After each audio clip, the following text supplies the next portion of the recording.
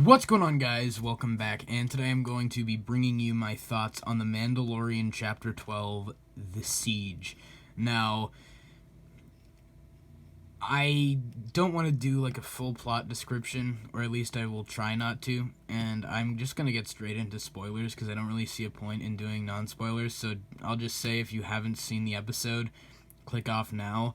If you have, continue watching, or just go watch it if you haven't, and come back, and you can hear all my spoiler thoughts. So, what the heck was that? Was that Snoke? What was that in the cloning room? Okay, so Mando, the main plot, Mando goes back to Navarro from the first season to find Cara Dune and Grief Karga, and Cara is now the marshal of this little town in Navarro from the first season. There's even an IG-11 statue in the background, which is kind of cool. But they leave Baby Yoda at school because they have to go take down this Imperial base that's still on the planet, and they bring along the blue guy from Season 1. And I wasn't a big fan of how they abused him the entire time. Like, they verbally abused him and threatened him a couple times, and I don't know, I don't really find that kind of humor funny. I felt like that was a little bit mean-spirited, and I didn't really love that part of it, because, I mean, if you're going to bring back that character, go ahead, but I didn't really like how they just kind of treated him like a slave, and they weren't very nice to him, and he was the one really doing all the work for the most part.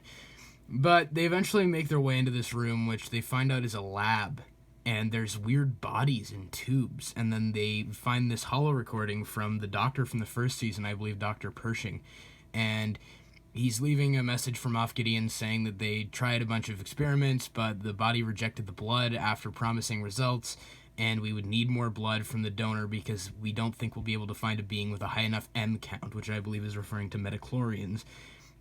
So they're going to need a new donor, or they're going to need Baby Yoda again, and they could possibly kill him. And that does kind of reassure me that when he said in the first season that he was trying to save the child, he was, because he didn't want to kill it.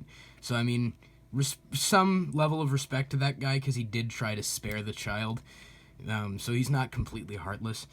But there's something going on there, and they play Snoke's theme from The Force Awakens, and I listened to that scene again, and I listened to the track titled Snoke from The Force Awakens soundtrack, and there's no denying that that is Snoke's theme playing when they find that body in the vat, and it does kind of look like Snoke, so I don't know what they're doing, because I remember Palpatine saying something along the lines of, "I created Snoke," so maybe this is a failed attempt at creating him, because I do not know if those black troopers at the end, whatever those were, the dark troopers or whatever, I don't know if those are connected to the cloning in any way. Like, maybe Moff Gideon needs the midichlorians to create a Force-sensitive army or something of, like, super soldiers. I think that would be cool, because I don't think Moff Gideon would want to resurrect Palpatine or create a new leader or supreme leader or whatever to rule over him and the rest of the Empire. I think he would want to be in the highest seat of power possible, and I don't think he would want to have someone else ruling over him. So I believe he's most likely trying to create an army for himself to be in command of, if that makes any sense. And then we find out that the guy who was repairing Mando's ship on Navarro at the very end was actually an Imperial spy and was working for the Empire. And where are they going? Where are they going to? They're going to Corvus to find Ahsoka Tano, right? And they said they need a being with a higher midichlorian count. Ahsoka Tano, maybe? That's just kind of a little bit of a stretch there, because I don't know how the Empire would be able to even capture Ahsoka. I don't know if these are like advanced troopers or something, or advanced robots or something, and they can take down Force sensitives, but I believe to create a Force-sensitive army, they would need Ahsoka Tano, but I don't know how they'd actually be able to capture her, because I do believe Moff Gideon is not Force-sensitive because he needs the midichlorians. Otherwise, I don't think he would be Force-sensitive if he needs a Force-sensitive being to create an army or to clone Palpatine or Snoke or whatever the heck they're trying to do.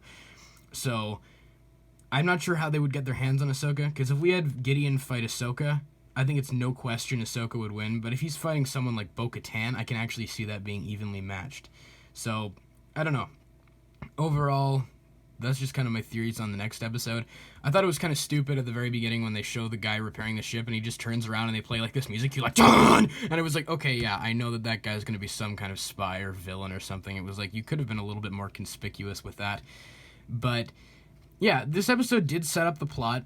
and we now have seen all the footage. Now, I'm surprised because I thought them breaking into this Imperial base would be the big finale of the season, but I did not expect this season to be going so big so early. And this is only halfway through the season. We've seen all the footage from the trailers, so I think the second half of this season is going to be bonkers. And I think the next episode is going to have Ahsoka, because I've heard I've heard rumors that Dave Filoni is directing the next one, and it is titled Chapter 13, The Jedi. So I do believe Ahsoka Tano will show up. I believe that we will see some sort of face-off between the Empire and Ahsoka and the Mandalorian, and something interesting is going to go down. But overall, on this episode in particular, it did feel somewhat like a setup episode. I thought it was weak that they were like, oh, actually, you didn't, like, at the end of the last season, they were like, you brought peace to this planet. And then it's like, actually, no, you didn't bring peace. Now we have to bring peace to the planet again. And they fix Mando's ship in like an hour or something. They fix his ship in like a couple hours. They fix it real quick. And I also just felt there was no tension in the action. Like, this action is well shot. And don't get me wrong, it is remarkable how good this show looks from a perspective of like what the budget is compared to films and how good it looks. And the action looks good, and it was fun to watch, and it was entertaining, but there was no real hook, and it felt similar to a lot of the stuff in the first season, like in the middle chunk of season 1, where a lot of it was revolving around people threatening Baby Yoda, and I knew there was no tension or stakes because I knew that those characters would not actually die. That's why the finale of season 1 was more tense, because you actually had characters that they were willing to kill off and that were actually in danger. Here, I didn't feel like there was any tension. I didn't feel like anyone was in imminent danger, and I knew they would make it out. So that's kind of my thoughts on the episode. Was I thought it was entertaining to watch, and it set up some future plot points, but ultimately on its own, it fails to really be that impressive to me, because once again, I didn't really feel overly invested in the plot of the episode. And we do find out, something else that I wanted to mention was we do find out that one of the 2 X-Wing pilots that found Mando is here on Navarro, and he talks to Greef Karga, and Greef Karga says he never saw Razor Crest, or something like that. So, but he can kind of tell that he's lying, and then he talks to Cara Dune and says, hey, you were born on Alderaan, I served during Alderaan, and she says that she lost everyone when Alderaan blew up. And he says, look, I know there's some stuff going on out here with the Empire, but the New Republic doesn't believe me, and we need the support of other systems to actually do an investigation. So that was cool. And she doesn't, agree to help him right then and there, but you can tell she's considering it. And then he takes off and leaves a badge there for her if she wants to take up a position in the New Republic, which I thought was cool. And I like that they're expanding upon something in the original films that was kind of a glossed over plot point in A New Hope, and now it's actually a big deal for this specific character, which I think is really good, and once again is one of the strengths of this show. So that's pretty much it on the episode.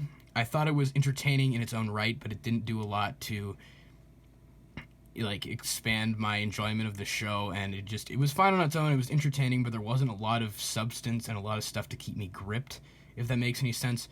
But it was okay, and I'm looking forward to seeing live action Ahsoka Tano. I'm looking forward to seeing where this plot is going, because they've set up a lot of threads, and I'm not sure where they're going. So what did you guys think of The Mandalorian Chapter 12, The Siege, and what did you think of my review? And just let me know all your thoughts in the comments below. And of course, as always, I hope you guys have a great day. Take care.